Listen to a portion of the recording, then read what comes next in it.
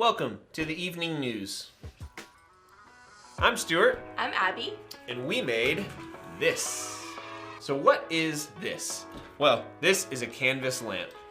We love canvas. We love lamp. I love lamp.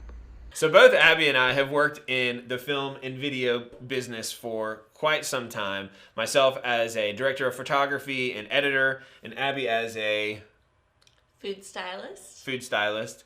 And over the years, we've done tons of these overhead top-down videos, maybe for a recipe or a craft or something that somebody's making with their hands. But everyone loves that top-down look where the person's sitting here doing something with their hands and you have that overhead view of whatever they're working on.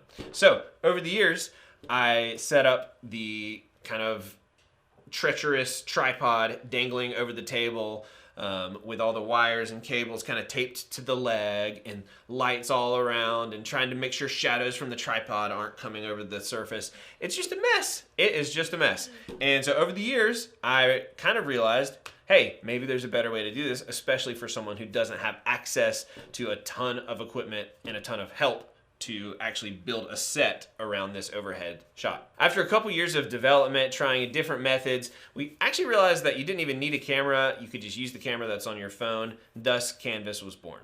So after a couple years of trying prototypes, buying little Amazon clamps and seeing what was good about them, what was bad about them, and really trying to make something our own, we actually landed on what you see now as Canvas. Come with us on a tale of bravery and lamps. Canvas was actually born in our guest room where I had kind of my mad scientist laboratory where I'd buy, random Amazon lamps and random pieces of clamping equipment and ring lights, and I would just try to test everything really at a little desk in our guest room. And we have some videos that were made during those early days, and they're not very impressive, but looking back on them, it's kind of exciting to see the pieces come together. For a couple years, I developed the prototype that is now Canvas. I had this little milk crate that I put all my prototype supplies in, and everything was spilling out the edges, and wires and stuff were all over the place, and I looked a little crazy. The milk crate! So this is the milk crate. Just imagine this filled with ring lights, wires, a mouse. I think like a clicky mouse. Loose papers. Yep. With Those notes, were the good old days. All the things. Over the course of a couple of years, we landed on what is now Canvas with one exception. We were going to launch Canvas. The whole idea was the lamp was just going to clamp onto your desk, and that was it. We actually booked the photo shoot and the video shoot to actually take all the photos and videos for the website that we were going to launch without a base. It was just going to clamp onto your desk. And literally the week of the shoot, I had the idea, hey, maybe we should just make a base for this thing. So I contacted a friend of mine who's a woodworker, and he put together a little prototype base for us, mailed it to us overnight, and it got here literally, I think, the day before the shoot. And I was actually on a photo shoot at the time when the package came to our studio, and I put the Canvas lamp together with the base, and what you see here is the picture of that prototype. And I knew when I saw this that we had our product. So the product was almost ready to go. We basically had everything built. We had the basic functionality ready. And, as a product developer, I was always wanting to make it a little bit better or change this or that feature. But ultimately just decided, hey, I don't have any more energy. Let's just launch this thing and see how it goes. The worst thing that'll happen is people just don't buy it. So over the course of a couple weeks, we built a website, did a photo shoot, and made the thing go live. We started our Instagram account, and that's where we really first started posting about it. And I remember even the night we first started selecting our initial photos for our feed, and we were sitting on our couch at our old house, and we made one of those super cool photo grids where it's 9 photos that make one big photo. And I was super proud that we had pulled that off. But ultimately we just said, all right, let's turn the store on, see what happens. And I even remember the day we launched the website. We turned the website on. Our friend Laurie Ann was going to post about us, and we were just going to see what happens. So we turned it on that morning and went to my parents' house to just hang out with the kids at their house. And we were just sitting there and told them, hey, we launched the website. And they were like, have you gotten any orders yet? And I was like, probably not, I don't know.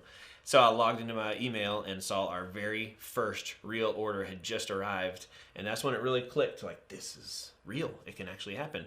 And over the course of the next couple of days, we did get a few more orders and we were off to the races. So in the early days, you know, I was kind of just like mad scientist mode, tinkering on this prototype by myself, and wasn't even quite sure Abby knew what was going on, but she was very supportive during that process. Everyone else thought I was pretty crazy, running around with my milk crate full of prototype stuff. When we finally launched the thing, you know, I was mainly the product and operations and, you know, the marketing, video, photo guy. And Abby really ran our social media and developed relationships and kind of networked with some of our first friends and partners in the entrepreneurial space. So I still remember when Stuart asked me to run the social media, and I was excited but also a little bit nervous because I didn't really know what that entailed. I've always had social media for myself, but never run a business's social media before. So we just kind of went to work and started posting things. And one thing that Stuart's always taught me is sometimes you just have to go for it and not wait for it to be perfect, but just start posting stuff. And the consistency of that is what pays off in the end. So that's what we did. So through growing our Instagram, one of my absolute favorite things has been all the people that I've personally gotten to connect with over the years now. Like Whitney, Sarah, Jasmine, Ramsey, and Adriello. And so many more, like an endless number of people that we've been able to meet and just chat with, and that's just one of the best parts about what we do, is being able to meet so many creators and not only see the incredible things that they do with their art and their talent, but just get to know them as well. So when we launched the website, the entire company was just, you know, a pile of boxes and parts of lamps shoved into a corner of our guest room. Like, that was it. And as we started making sales and seeing the orders come in, we realized we may need to get a little bit more space. I still remember the time Abby came home and we had just received a shipment of some packing materials, and there was just this gigantic 8-foot roll of foam sitting in our living room. I think that was the moment we realized, hey, we need a little more space. So we moved over to my parents' garage, and, you know, they had a little bit of a corner. We started packing there, and, you know, the first order of about 50 lamps we put together in their basement. So we moved from my parents' basement into our first office downtown, stayed there for a few months, moved to a second location downtown that was a little bit better, but quickly realized that was not enough space either. So we finally landed at this awesome studio / office / warehouse location. We've grown from just me and Abby to now we have about 13 employees, and we are shipping so many more lamps than we ever could have imagined in those early days. And we're still just getting started. We've got new ideas for products coming up later this year that I think you're really going to be excited about. We're going to continue to grow our team and grow our operations here, grow our product line. So we've got a lot of exciting stuff, and we just want to kind of tell the story as we continue to grow. Let us know kind of what questions you have. We'll go into more detail on some of these parts of the story because there's a lot more to tell there. But we just wanted to get to know y'all, wanted you to get to know us a little bit more, give you a little intro to the history of Canvas. So thanks for being along for the ride. Like, subscribe, somewhere. So we wanted to start Canvas because, crap, I don't know. Oh, here we go. 31,000. Okay, Teddy. It's all making so much sense. It's all I have for Shaylin, so it's short and sweet.